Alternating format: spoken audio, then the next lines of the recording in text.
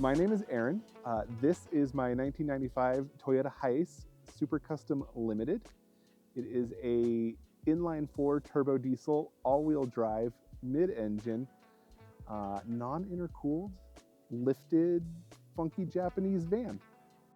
I love it, and it gets me everywhere I need to be, just not quickly.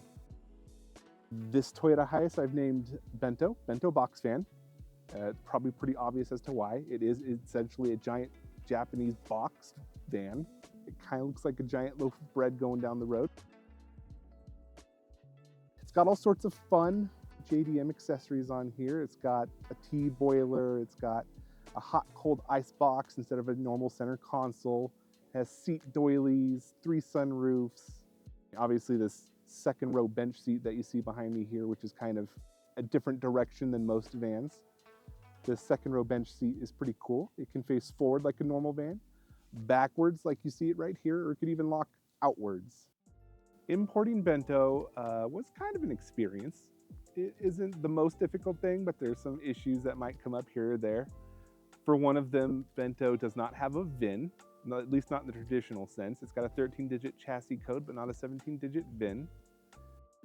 And it took, a visit from the local sheriff's department to get the VIN verified, which it doesn't have one, but luckily it was on the title. We had imported Bento from a gentleman in Portland. My wife and I decided to go out to Portland and just drive Bento home.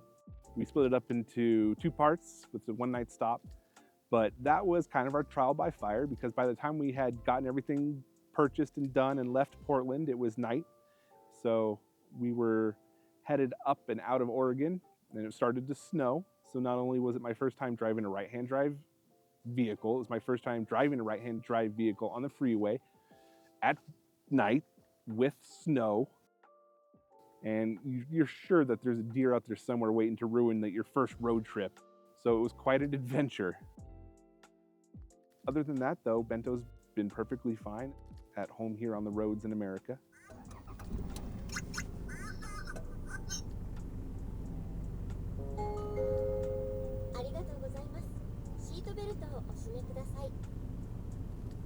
Some of the other exciting features, I guess, of Bento are these curtains that you kind of see here.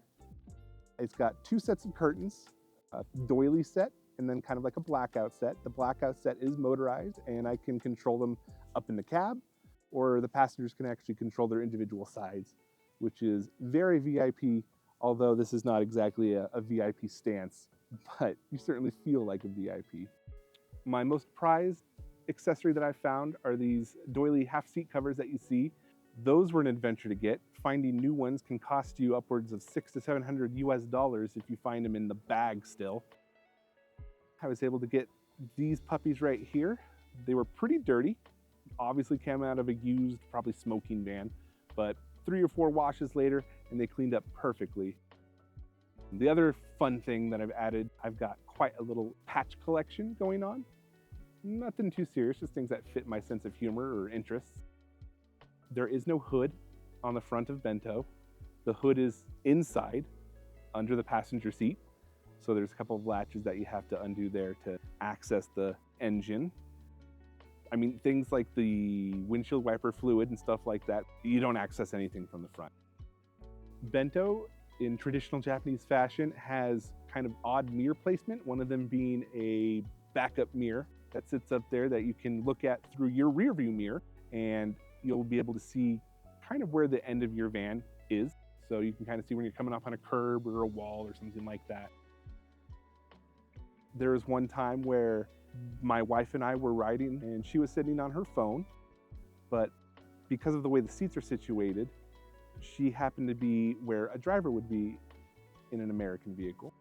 So as we were going down the road, she had the phone up to her face, and coming the opposite direction was our local sheriff's department, who took great interest in seeing the phone up to my wife's face. And he was getting ready to turn around and get his first catch of the day. But as we were passing, he noticed that the steering wheel was in fact on the opposite side of the van. And I think that put a little damper on his plans. I mean, Bento to me was kind of a dream realized.